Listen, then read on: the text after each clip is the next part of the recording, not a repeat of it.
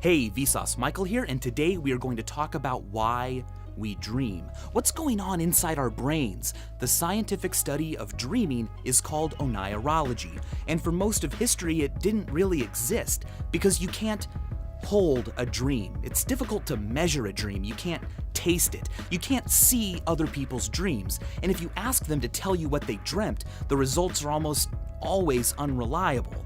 In fact, it's estimated that we forget 95% of the dreams we have, especially within the first 10 minutes of having them. But then, in 1952, something amazing happened. Researchers at the University of Chicago found this. It's a unique type of electrical activity that occurs during a certain stage of a person sleeping. When researchers awoke people during this stage, they almost always reported that they had been dreaming. Also, at the same time, during this stage, people's eyeballs are going crazy, rapidly darting all over the place underneath their eyelids. You can actually see this happening if you watch people sleep, like I usually do.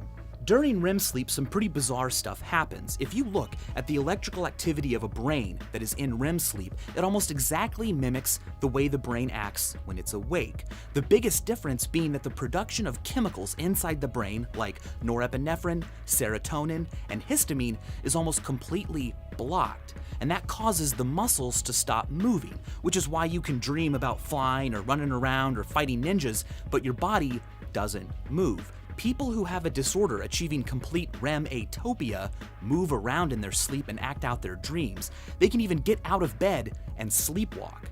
Oh, before we move forward, I should say two things. One is that it's possible to wake up and not be able to move your body because you're still in REM atopia. You're completely conscious and you know that you're awake, but your body is not ready to move. On the flip side, you can also be inside a dream and know that you're dreaming. This phenomenon is known as lucid dreaming, and it's particularly attractive because while I'm in a lucid dream, I can make conscious decisions about what I do. I can go fly to wherever I want, or I can have a tea party with Abraham Lincoln. I'm in control, but achieving a lucid dream is quite elusive. Howcast has a great video, which I've put in the description, that gives some tips and tricks on how to achieve one. Researchers were able to deprive mice of REM sleep by using this.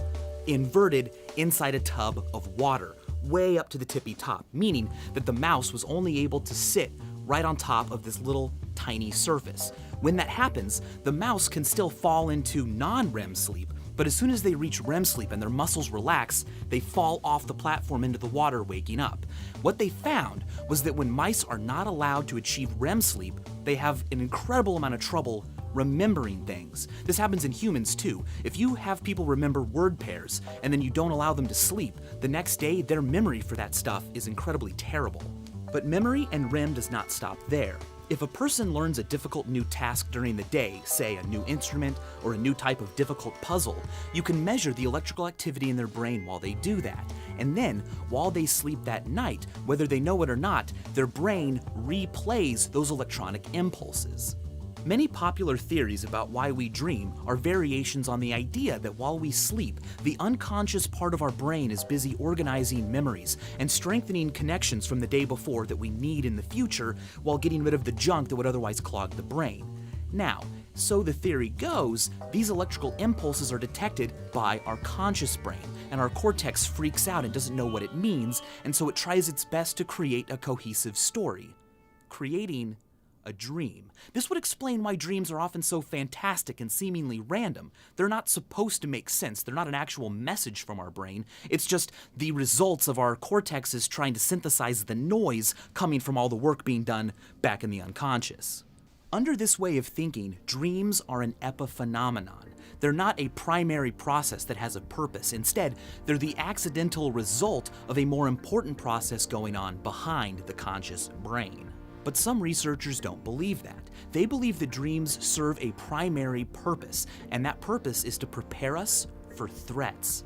They think this because the most prevalent emotions felt during dreams are negative, abandonment, anger, and the most common of all, anxiety.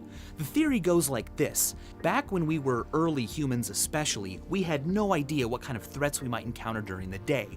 And so, to prepare us, our brain would simulate anxieties while we slept to make us better prepared for that feeling in the real world. So people who had terrifying dreams were better at dealing with anxiety in the real world and had stronger genes. Alright, so the theories we discussed today are quite popular, but they don't really enjoy a consensus. Not everyone agrees on them, and they barely scratch the surface of scientific thought about dreams. But that's kind of the cool thing about dreams. Think of it like this. Here is the Eagle Nebula, a giant structure in outer space 6,500 light years away.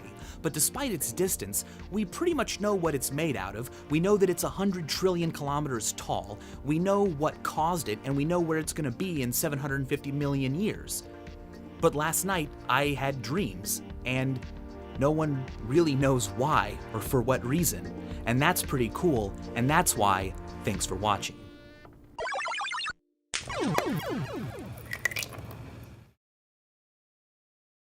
If you want to learn more about the world, I highly recommend Smarter Every Day. It's a show here on YouTube by a guy named Destin, who I've met. He's awesome. I've learned a lot from him. He's the guy who did the chicken thing from the lean back. He's also studied what causes poop splash, slow motion water balloons, and has a lot of guns and explosions. What more could you ask for? So do me a favor and go check it out and subscribe if you like it. And if you haven't seen it yet, go check out What's review of my beard. I've got that in the description.